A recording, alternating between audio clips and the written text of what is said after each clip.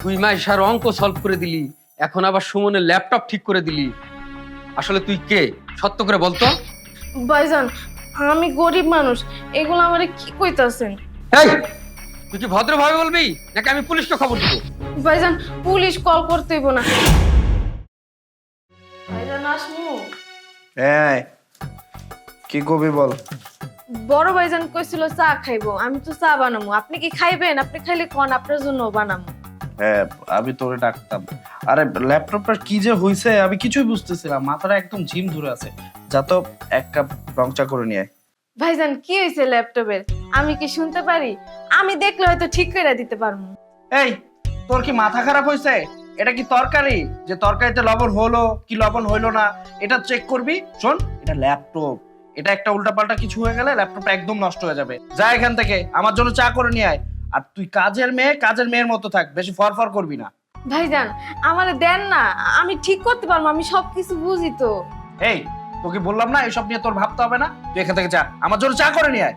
কি রে সুমন, এত চিল্লাচিল্লি করছিস কি নিয়ে? আরে ভাইয়া দেখো না, এই যে রিমি বলতেছে ও নাকি ল্যাপটপ ঠিক করবে। ও কি ল্যাপটপ ঠিক করতে পারে? ও কাজের মেয়ে, ল্যাপটপ কিভাবে ঠিক করবে? একটা উল্টাপাল্টা কিছু করে ফেললে ল্যাপটপটাই নষ্ট হয়ে যাবে। কি রে রিমি, তুই একটু আগে মাইশার অঙ্ক সলভ করে দিলি, এখন আবার বলতেছিস সুমনের ল্যাপটপ ঠিক করে দিবি। সুমন যা বলতেছে তাকে ঠিক, তুই ওর ল্যাপটপ ঠিক করে দিবি?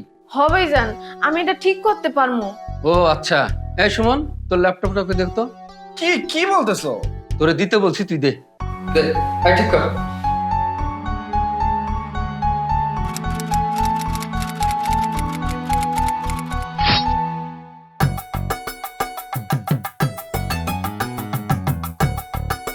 এটা সফটওয়্যার পড়ে গেছিল, সফটওয়্যার ইনস্টল করে দিছি, এখন পুরোপুরি ল্যাপটপ ঠিক আছে ভাইজান। কিরে রিমি, তোর গতিবেগ দেখে কিন্তু আমার কাছে খুব সুবিধা মনে হইতেছে না। তুই মাইশার অঙ্ক সলভ করে দিলি, এখন আবার সুমনের ল্যাপটপ ঠিক করে দিলি। আসলে তুই কে, সত্য করে বলতো। ভাইজান আমি গরিব মানুষ, এগুলো আমারে কি কইতাছেন? এই, তুই কি ভদ্রভাবে বলবি নাকি আমি পুলিশকে খবর দিব? ভাইজান পুলিশ কল করতে হইব না, আমি কইতাছি।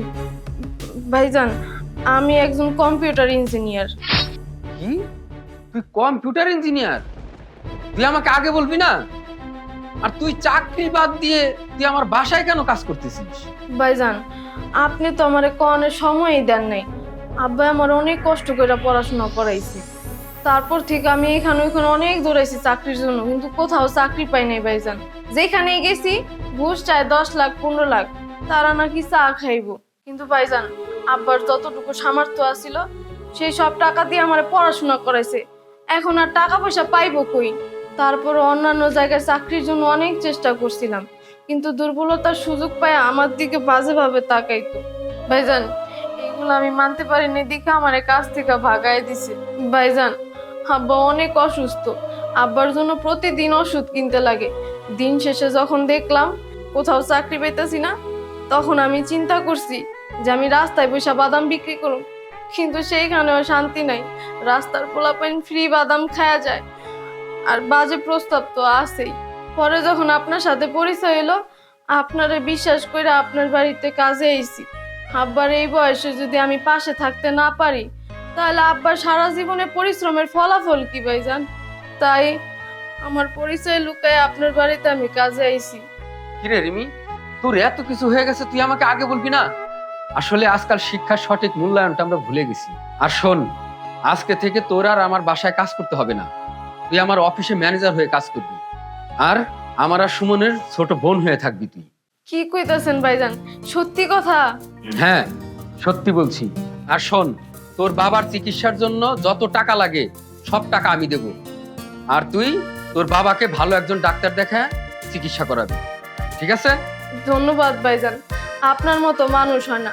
আপনার মতো মানুষ যদি সবাই হইতো, তাহলে এই দুনিয়াটা সুন্দর হয়ে যেত। রিমি, তোকে সন্ধ্যায় 20,000 টাকা দিব, তোর বাবার চিকিৎসা করবি, আর হচ্ছে তোর জন্য কিছু কাপড় চোপড় কিনবি। কাউকে ছোট বলে অবহেলা করতে নেই। ভাগ্যের বদলতে আজ যে ছোট, কাল সে বড় হতে পারে। তাই আমাদের কখনো টাকা পয়সা অর্থ সম্পদের বড়াই করা উচিত নয়। বন্ধুরা, আমাদের ভিডিওটি কেমন লেগেছে অবশ্যই কমেন্টে জানাবেন, আর ভিডিওটা লাইক, কমেন্টস এবং শেয়ার করে দিবেন। আর নিত্য নতুন ভিডিও পেতে আমাদের পেজটা অবশ্যই ফলো করে দিবেন।